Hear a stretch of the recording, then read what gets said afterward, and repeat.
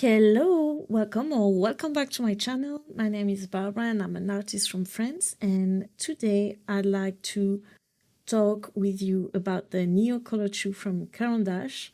I don't know if you've seen my last video. It was about my all-time favorite art supplies, but in it I talk about the Neocolor II, and I really wanted to share with you how I use it and some little tips and tricks, as well as some swatches of all the color I have.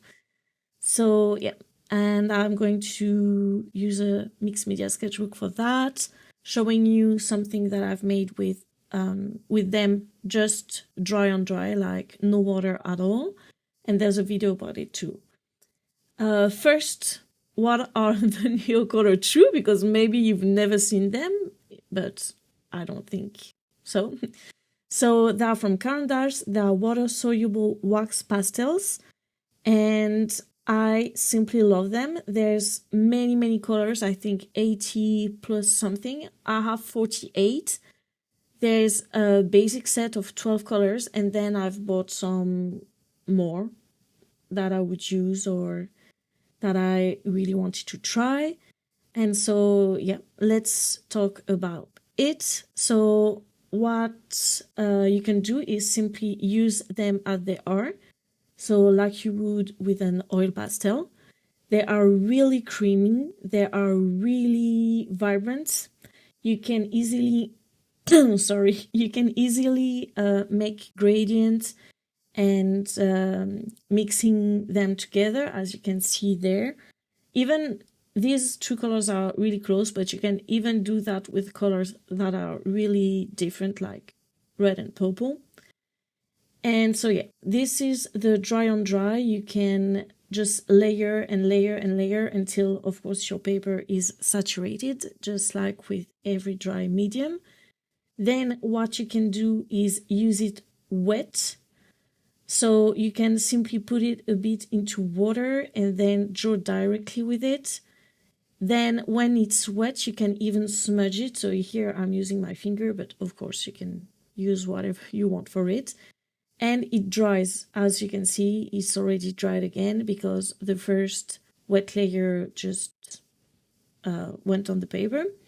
What you can also do is wet the paper first and then draw with it while it's dried. So this way you can easily mix colors, and you still have the texture. As you can see, you still have the scribble texture.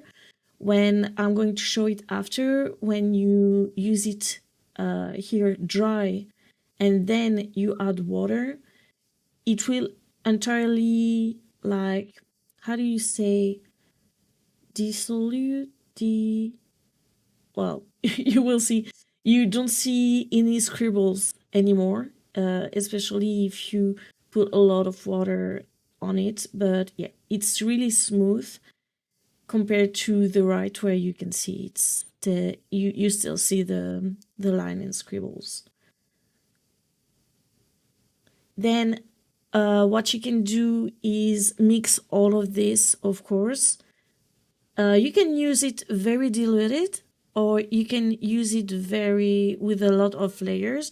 You will have a different consistency for both. Here what you can do is, like, I'll just draw a random circle to still keep the control of the pigment. It won't act like watercolor, like it will not bloom. It will stay in place. It's a bit like, it's a really interesting consistency. As you can see, the dots doesn't bloom. It stays where they are. What you can also do is apply your brush directly on it and use it like kind of like a watercolor pan. Here it's very diluted. Of course, the more you brush on it, the more pigment you get. And what I like to do, as you can see here, is make splatter. It's really easy to make splatter, and they're very controlled. Like, they don't go everywhere on the paper, on the table, etc. I think it's a really nice method to have a controlled splatter. So here, as you can see, I simply use it wet on dry, color, gorgeous, of course. As you can see, this one is really round. So sometimes you want to be very precise with it, so you will want to sharpen it, which you can do. But a little trick here is before sharpening it, take a place to collect the the rest of the material. I don't know how you say it in English. The only thing is to take the paper off first. I didn't do it there, so I had a bit of paper in my shreddings. Is it how you would say it? But yeah, keep the shredding. As you can see here, it's really thin lines.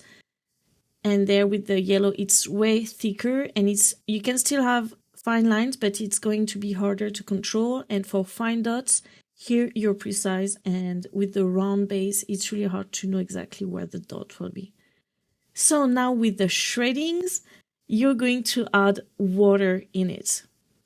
Don't throw them away. They can be used, they can be mixed. You can mix several colors together easily.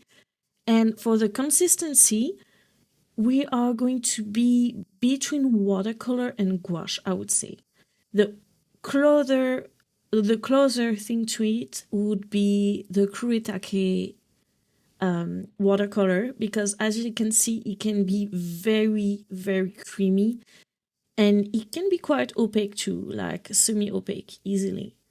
Also, as I told you, they are easily mixable. So for example, here I'm putting the green on the bottom, and then I'm going to take a pale yellow on top. Once you add water, you really have a totally new color. This I didn't really knew before, but honestly, if I had knew there's some colors I wouldn't have bought. But yeah, as you can see, totally new color. Nice to be able to build the colors you want. So that's it for how to use them. So wet on wet, wet on dry, dry on dry, wet on dry. I think I've repeated some. You can mix them, sharpen them. And I really, really like this material. It's really one of my favorite to use. And now I'm going to let you with the swatches, swatching all the colors with all the name.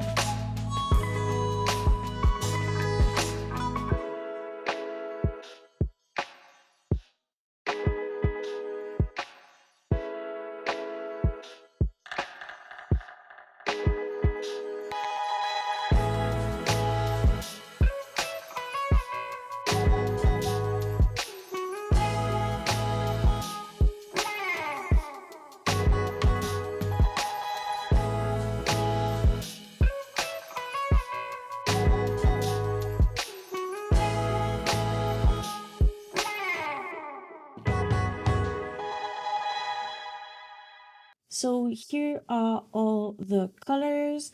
As you can see, some are really close from each other. That's what I meant when I said that if I had used some colors, I would have mixed them instead. But overall, I'm really happy with all of them and I love them so much. So if you're still there, thanks for watching. Have a great weekend and see you next week. Bye.